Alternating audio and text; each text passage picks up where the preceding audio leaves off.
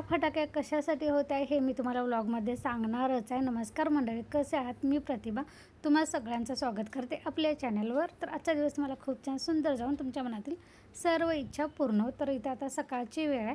भाजीसाठी मी कोबी चिरला होता, त्यामुळे इथं आता मी भाजी कोबीची फोडणीला टाकते.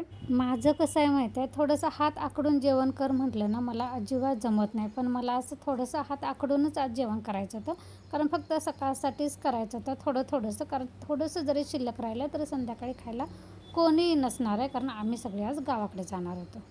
पोरं काय सुट्टी पडल्यापासून गावाकडेच होती. फक्त आम्हाला दुपारनंतर आमची कामं आवरल्यानंतर जायचं होतं.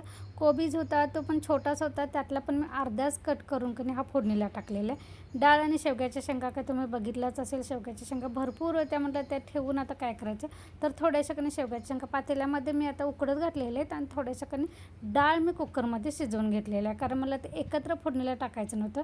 कारण शेवग्याच्या शेंगा आणि डाळ एकत्र जर तुम्ही आता असं शिजायला टाकलं ना, की शेंगा पूर्ण असं इदळतात, खायला येत नाही. त्यामुळे कधी पण शेवग्याच्या शेंगा शक्यतो मिठाच्या पाण्यात दुसऱ्या बाजूला उकळून असे शिजवून घ्यायचे आणि त्यानंतर फोडणीला टाकताना एकत्र मिक्स करायचं. पण इथं मी आज काय केलं माहिती आहे, कुकरला डाळ लावताना फोडणीला दिलेली आहे डाळ. फक्त आता ते नंतर कुकर गार झाल्यानंतर मी तर एका पातेल्यामध्ये काढणार आहे. त्यानंतर ज्या शेवग्या शेंगा मी मीठ घालून दुसऱ्या पातेल्यामध्ये उकळून घेतलेले आहेत, म्हणजे शिजवून घेतलेले आहेत, त्या मिक्स करणार. थोडंसं गरम पाणी घालणार आणि एक छानशी अशी उकळी येऊ देणार. म्हणजे परत मी फोडणीला देणार नाही, फक्त उकळी येऊ देणार आणि वरून कोथिंबीर घातलं. अशा पद्धतीने आज थोडंसं इकडचा तिकडचा असा सावळा गोंधळ करून घेतला, पण डाळ छान झाली होती. झाडू वगैरे माझा मारून झालेला आहे. फरशा पुसायच्या होत्या, पण म्हटलं आज गावाकडे जाणार आहे तर राहू दे, उद्याच पुसायला येतील. देवपूजा वगैरे सगळी झालेली आहे. भात झालेला आहे. चपाती आज काय मी करणार नाही. सकाळीच म्हणजे शक्यतो सकाळच्या माझ्याकडे चपातीच असतात, पण म्हटलं आज आता पोरं पण नाही, डबा पण नाही, त्यामुळे भाकरीच 2-3 टाकून घ्यायच्या. तर इथं भात आमटी झाली. आमटीत मी आता उकळी आणत ठेवलेले आहे. ती उकळी आल्यानंतर दुसऱ्या बाजूला आता पटापटा भाकरी करून घेणार. त्या अगोदर ओट्यावर थोडंसं पसारा पडला होता, भांडी वगैरे ते बेसिनमध्ये टाकलेले आहेत, म्हणजे भाकरी झाल्यानंतर एकदमच आज भांडी काढणार.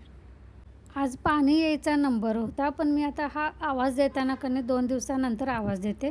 त्या दिवशी काय मला पाणी भेटलंच नाही, म्हणजे ह्या दिवशी ना पाण्याचा नंबर होता. दुपारी 3 वाजेपर्यंत मी होते वाट बघत, पण 3 वाजेपर्यंत पाणी आलं नव्हतं. नंतर आलेलं, पण अगदीच असं बारीक होतं, त्यामुळे ते काय वर चढलं नव्हतं. त्यामुळे माझ्याकडं पाण्याचा प्रॉब्लेम झाला, म्हणजे सलग 3 का 4 दिवस माझ्याकडं पाणी नव्हतं. तरी बरं, माझ्या बाहेरच्या टाक्या वगैरे भरलेलं असते, त्यामुळे मोटर लावून बाहेरचं खर्चाचं पाणी मला भरता येतं. फक्त प्यायचा पाण्याचाच थोडासा प्रॉब्लेम होतो. तर इथं आता मी भाकरीची तयारी करत होते. भाकरी वगैरे केल्या, तोपर्यंत इकडे डाळ पण दाखवते, किती छान अशी उकळी अशी. आमच्याकडे डाळ घट्टच आवडते, कारण पातळ डाळ काय कोणी खात नाही. मस्तपैकी वरून कोथिंबीर भरभरायची, आवडत असेल तर ओलं खोबरं घातलं तरी चालते. बाकी त्यानंतर जेवण झालं, ओटा वगैरे सगळं आवरून घेतला.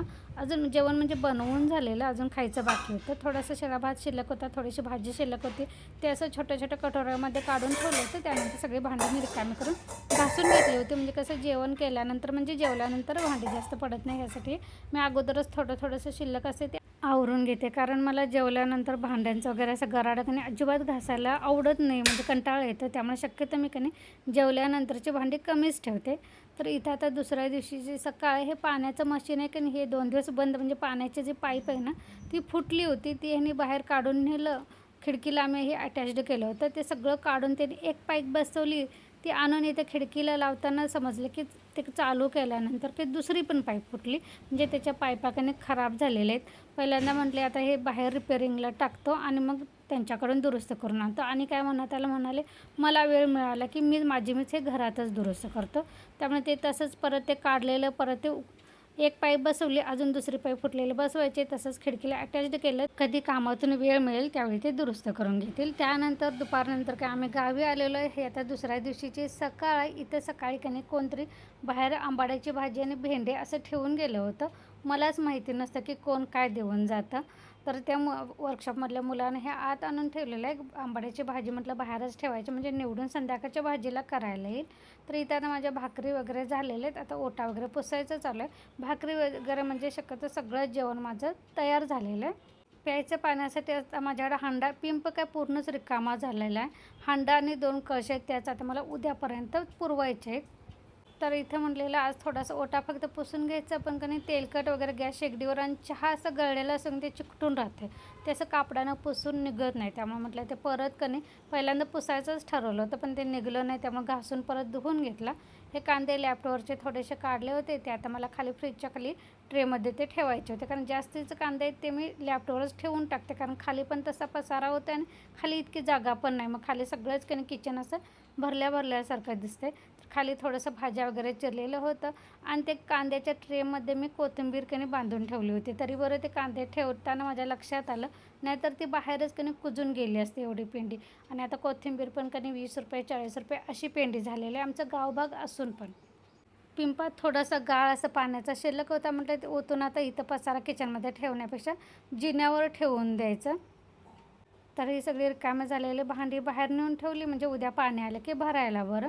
तर इथं मी तुम्हाला पहिल्यांदा सांगितलं होतं ह्या फटाक्या कशाच्या आहेत.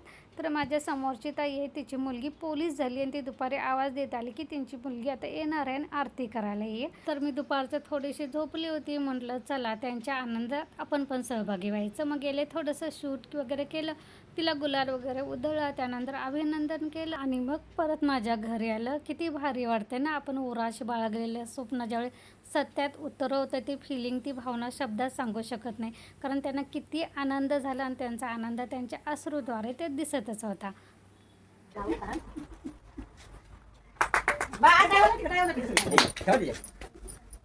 फोटो काढ, थांब, फोटो काढ.